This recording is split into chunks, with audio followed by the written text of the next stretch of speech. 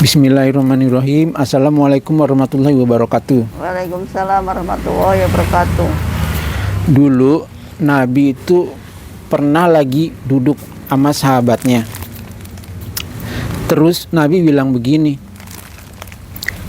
"Wahai sahabatku, sebentar lagi akan ada ahli surga lewat."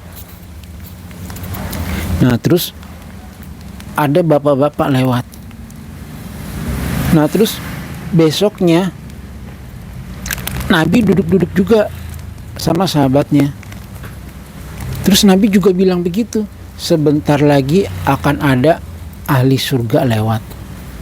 Nah, ternyata yang lewat tuh bapak yang kemarin. Nah, terus besoknya kejadiannya sama juga. Kata Nabi, akan ada ahli surga lewat. Nah, ternyata bapak yang kemarin lewat. Nah, sahabat ini kan berpikir, Air surga. apa? Apa air surga? Ahli surga. Oh, ahli surga. Ya.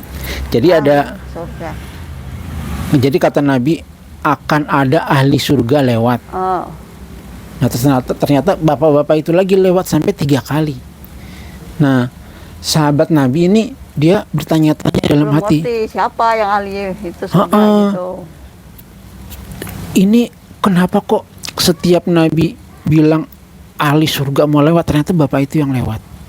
Nah, sahabat Nabi bertanya-tanya dalam hati, apa sih yang menyebabkan bapak ini dia tuh menjadi ahli surga? Dia bertanya-tanya dalam hati.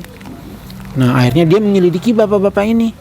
Dia selidiki, apa sih rahasianya sehingga dia tuh bisa menjadi ahli surga. Bahkan jauh-jauh sebelum meninggal, Nabi udah dikasih tahu bahwa dia ini akan menjadi ahli surga. Nah, kira-kira ibu pengen tahu nggak apa sih rahasianya bisa jadi ahli surga?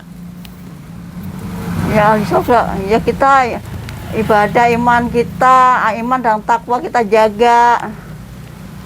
Kita menjauhkan dari larangan apa yang dilarang Allah. Jadi kita menjalankan ya kayak sedekah, menjalankan ibadahnya, kita menjaga kehormatan kita gitu. Nah, itu juga bisa menyampaikan ke surga. Tapi ternyata amalan bapak ini bukan itu. Ternyata amalan bapak ini bukan itu. Nah, kadang-kadang emang seperti apa yang mau bilang tuh betul. Kita tuh kalau mau Ya, tapi dengan jalan mencari ridhonya Allah gitu. Jangan kita bersedekah tapi kita pengen disanjung atau dihormati. Nah, itu berarti kan enggak karena ridho Allah. Jadinya itu berarti enggak bisa. Kitanya sedekah juga dengan ikhlas gitu. ya harus ikhlas. Nah, jadi ibu, jalan menuju surga itu banyak jalan menuju surga. Bahkan memberi minum sama anjing pun bisa menyebabkan masuk surga. Nah, itu jadi jalan menuju surga tuh banyak. Seperti kalau misalnya kita beribadah. Nah, cuman kan kadang-kadang orang ibadah tuh suka males, Bu. Kadang-kadang gue sholat mulu, gue bosan, gue akhirnya malas sholat. Nah, itu kalau sholat tuh kewajiban nggak boleh ditinggalin. Itu kalau ada bisikannya, aduh. Kadang-kadang belum ngaji udah ngantuk, baru juga buka Al-Quran udah ngantuk. Emang begitu, dia tuh iblisnya itu godain setannya itu karena dia diizinkan untuk menggoda manusia. Apa yang manusia ingin jalankan lebih baik lagi, itu dia akan menggodanya. Sekuat apa kamu itu menjalankan itu. Nah, ibaratnya begitu. Ibaratnya orang itu kalau diucapin, ya sekuat apa kamu untuk menjalankan kebaikan. Nah, kita itu berusaha melawannya. Jadi saat kita ngantuk-ngantuk, kadang kita baca, tahu-tahu tiba-tiba tekluk aja orang kita jalani. Emang begitu, kadang-kadang kita lagi berusaha nih baca nih, tahu-tahu merem aja. Itu godaannya. Jadi Kadang-kadang kita berusaha. Kadang-kadang kita mau sedekah, jadi aduh gue mau sedekah nih, udah disiapinin duit buat masjid nih, aduh gue beli 10.000 buat masjid, apa gue beli bakso ya, aduh gue pengen beli bakso nih.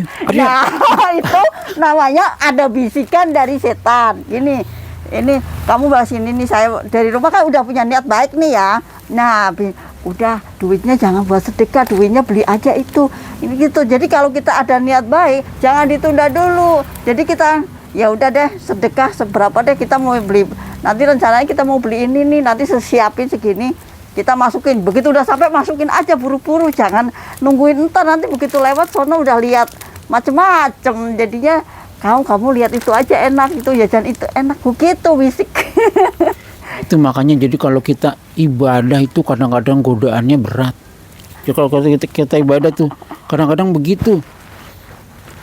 Kadang-kadang itu kalau misalnya kita mau sholat aja kadang-kadang nih mau sholat nih, waktunya masih panjang, mau sholat duhur nih baru juga azan, ntar aja waktunya masih panjang, udah jam 2, ntar dulu udah jam 3, udah dikit lagi asar, ntar dulu masih 10 menit nih, tahu udah asar.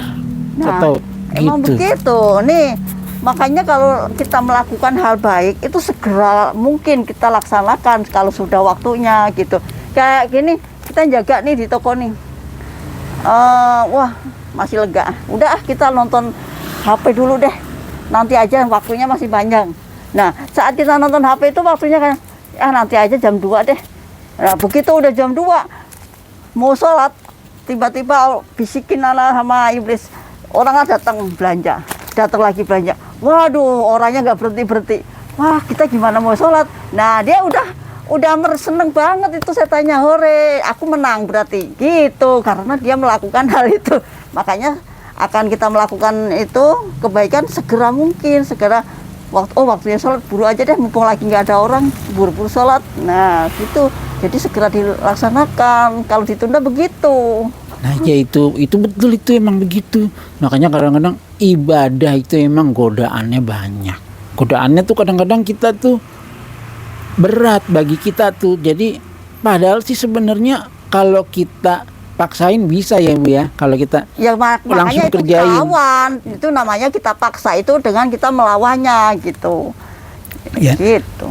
Nah terus ini kita balik lagi ke cerita yang tadi tuh, yang Bapak itu rahasianya apa sih dia tuh kok jadi ahli surga.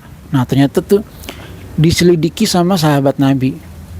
Nah dia bilang sama Bapak ini, wahai Bapak, bolehkah saya menginap di rumah Anda?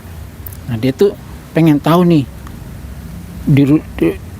ibadahnya Bapak ini apa sih di rumahnya, dia pengen dia selidiki. Ternyata setelah dia nginap di rumahnya itu, Bapak itu ibadahnya biasa-biasa aja, nggak ada istimewanya. Nah akhirnya sahabat ini nanya sama Bapak itu, wahai Bapak, saya lihat Bapak ini ibadahnya biasa-biasa aja, nggak ada yang istimewa. Tapi Nabi mengatakan bahwa Anda adalah ahli surga. Nah apa sih rahasianya? Nah terus Bapak itu bilang begini, saya ini emang ibadahnya biasa-biasa aja, tapi barangkali ada satu hal yang mungkin itu yang menjadi penyebab saya bisa masuk surga, kata Bapak itu, yaitu bahwa saya itu mengikhlaskan semua orang-orang yang punya salah sama saya. Saya maafin semua orang yang bersalah sama saya. Saya ikhlaskan, saya mengharap ridha Allah. Jadi semua dosa-dosa orang saya maafin semua. Itu rahasianya. Gitu. Wassalamualaikum warahmatullahi wabarakatuh. Waalaikumsalam warahmatullahi wabarakatuh.